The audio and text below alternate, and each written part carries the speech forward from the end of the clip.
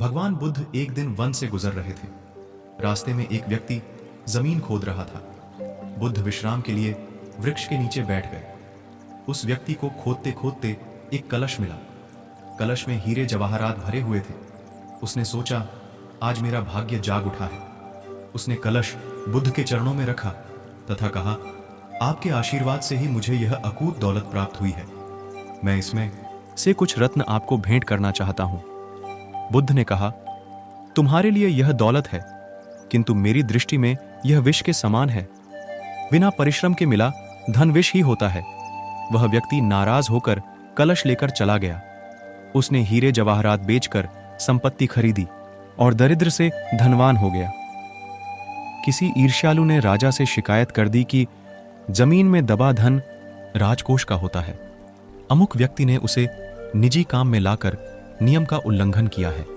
राजा ने उस व्यक्ति को पकड़वा कर बुलवाया और कलश जमा कराने को कहा तो उसने सच्ची बात बता दी कि मैंने हीरे जवाहरात बेचकर संपत्ति खरीद ली है।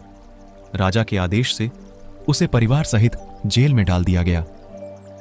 उसकी संपत्ति जब्त कर ली गई। एक दिन राजा जेल के निरीक्षण के लिए गया। उस व्यक्ति से भी मिला।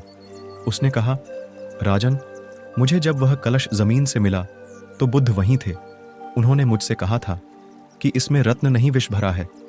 यह सुनकर मैंने उनका अपमान किया था। आज जेल में रहकर मुझे अनुभूति हो रही है कि उनकी बात बिल्कुल सच थी। बिना परिश्रम किए मिला विष ही होता है। मैं एक बार भगवान बुद्ध के दर्शन कर उनसे क्षमा मांगना चाहता हूं। राजा ने भगवान बुद्ध को ससम्मान राज्य में आमंत्रित किया। जेल से निकालकर उस व्यक्ति को बुद्ध के पास ले जाया गया। उसने उनके चरणों में बैठकर क्षमा मांगी तथा कहा, आपकी बात सत्य थी। कलश में वास्तव में विष था जिसने मुझे जेल भिजवाया। बुद्ध के आदेश से राजा ने उसे जेल से रिहा कर दिया। उसने उसी दिन से परिश्रम से प्राप्त धन से जीवन यापन शुरू कर दिया।